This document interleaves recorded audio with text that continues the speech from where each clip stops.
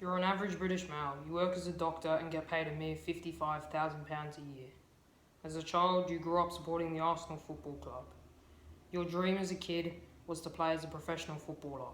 You pictured a future playing in front of huge crowds, travelling the world, doing something you love, and representing your country on the international stage. However, you didn't make it as a footballer. Ever since then, your pain has been compounded by seeing your club's highest paid player, Mesut Ozil's clear lack of gratitude for the position he is in. Ozil gets paid roughly 6 times your yearly wage every week, which adds up to £18.2 million a year. He doesn't have to work 40 hours a week, doesn't have the health and well-being of others in his hands, and he gets to do something he supposedly loves doing and that is a childhood dream of many. While they entertain many, footballers and sports players in general don't keep the world running. They don't save lives, generate food, or educate the future generations. And besides, if you look at Ozil's stats last season, he scored 1 goal and had 2 assists in over 20 games. To put that into context, in the 2015-16 season, Ozil recorded 19 assists, the second most ever by a player in a single Premier League season. This was his best ever season yet for his club and is to be considered an amazing season. This shows his current performance is definitely not worth the amount he is earning. However, there are many more players who may perform at high levels but still have extreme wages compared to the average workers of the world. The average English Premier League player's weekly wage, £60,000, is roughly twice the average yearly wage in the UK, £36,000. This means there isn't an equal spread of wealth in the country and coincides with the rich's wealth skyrocketing and the poor being at their all-time lowest in terms of wealth. Football is able to generate money by its massive amount of fans and merchandise sales as well as sponsorship. And with the money being poured into football, this is set to continue, meaning that the future generations will likely never have an even remote sense of wealth equality. This will have consequences like not every child will have the same opportunities in life, which will result in the less wealthy getting caught in a constant cycle of playing catch up to the rich, which will limit their educational opportunities and career stability throughout their lives. While this is not entirely football's fault, they as an industry had more than enough money to give back to society before the coronavirus pandemic and will have more than enough money to give back to society after the world is fully over this.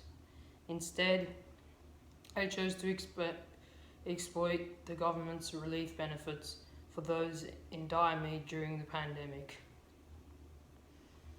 To add to this, footballers play for 8 to 9 months a year and 1 to 2 times a week.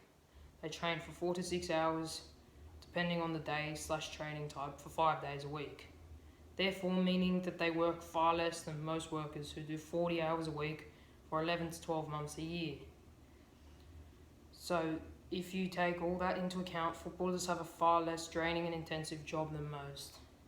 While the large majority get injured quite a bit in their career, which takes a large toll on their body, that still doesn't prevent them from doing many other jobs that don't require an athlete's body after retirement. The large majority of them retire young in their 30s, but then as a result have the rest of their life to do something else they always wanted to do, which is an opportunity the general population don't have because of the expense of retraining. We as humans need something to keep ourselves interested and motivated in life, and a purpose. So it's beneficial that footballers do something with themselves after retirement. Another reason why their pay is very unreasonable compared to the average worker's wage.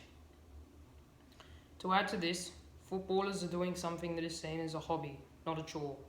There are many around the world who would happily play soccer professionally for no money or even pay to. Less than 1% of boys who enter a European soccer school by the age of 9 will achieve their dream of becoming a professional football player. Therefore, if you look at it this way, it's effectively they're earning a lot of money for far less strenuous work than the average worker for doing a hobby, passion and dream. Not only that, but you get the chance to achieve glory on the biggest stage. You are given a legacy and a place in sport history. This shows that footballers have a far easier and better job than most, and as a result shouldn't be paid as much more than most others as they are. By no means am I saying that footballers shouldn't be paid much at all, but there should be a limit on their wage at a reasonable rate.